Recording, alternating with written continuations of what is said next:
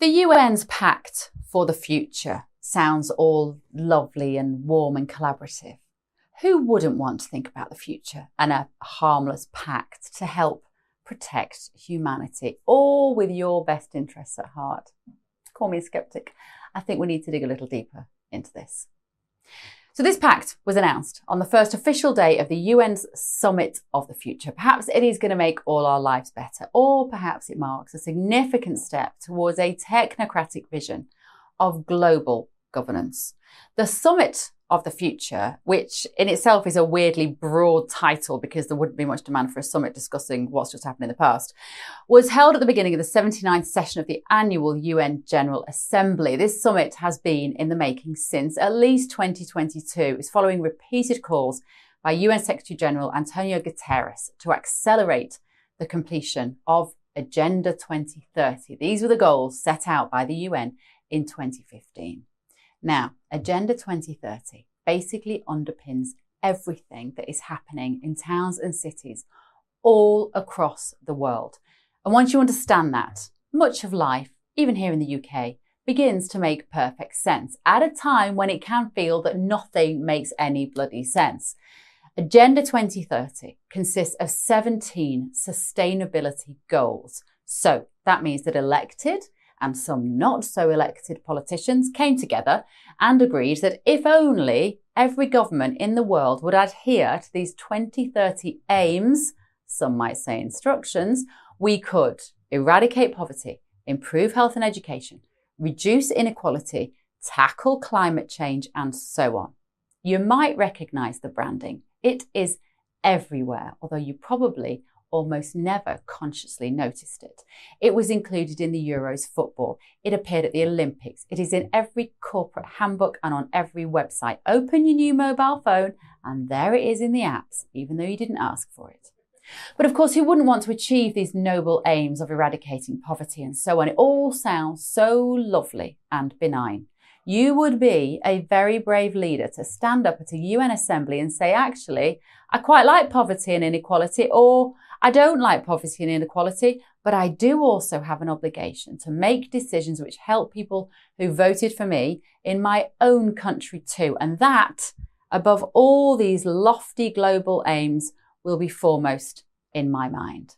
But as it is also lovely and benign, this Pact for the Future sits alongside two other complementary documents. They are the Global Digital Compact and the Declaration on Future Generations. So what exactly is this Pact for the Future? Well, according to the United Nations, it covers a wide array of themes, including peace and security, sustainable development, climate change, digital cooperation, aka clamping down on free speech, human rights, gender equality, youth and future generations. It also focuses on transforming global governance to better address these challenges.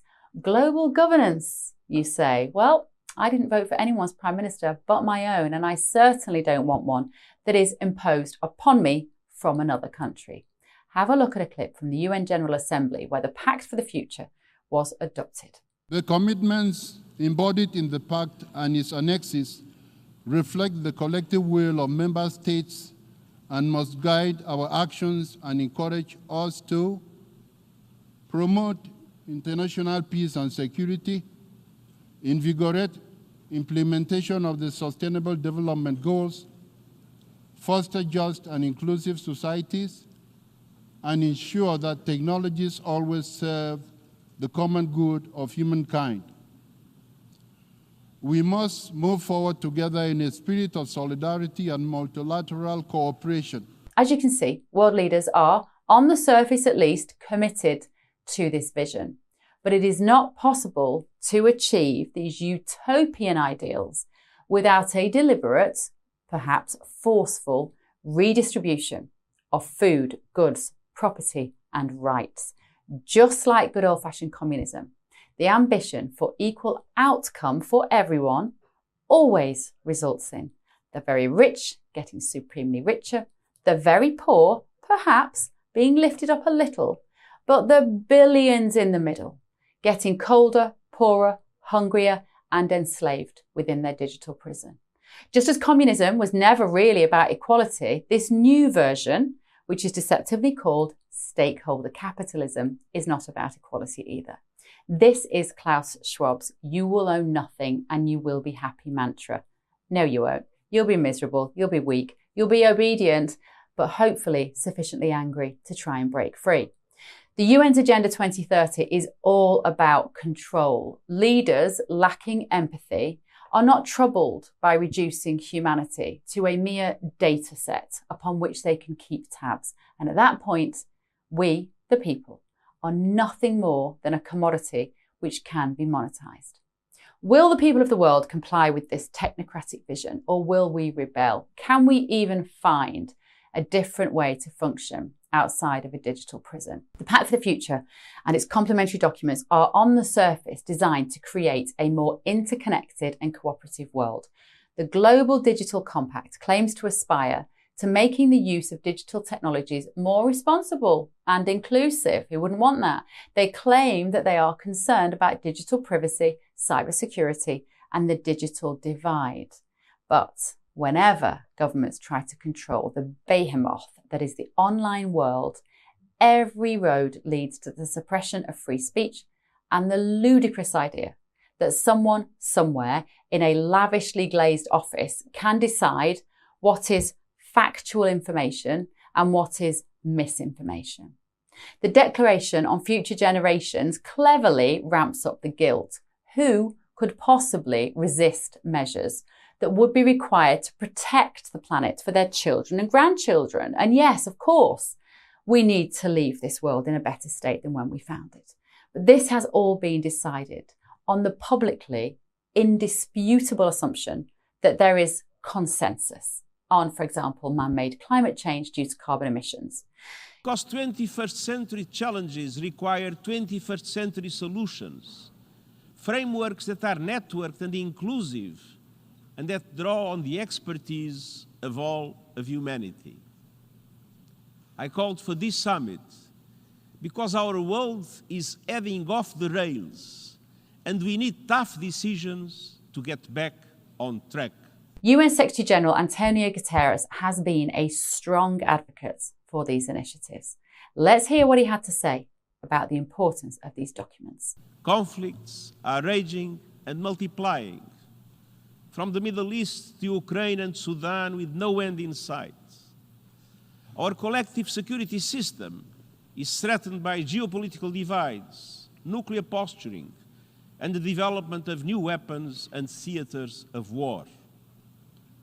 Resources that could bring opportunities and hope are invested in death and destruction. Open pathways to new possibilities and opportunities. Our world is going through a time and turbulence and a period of transition.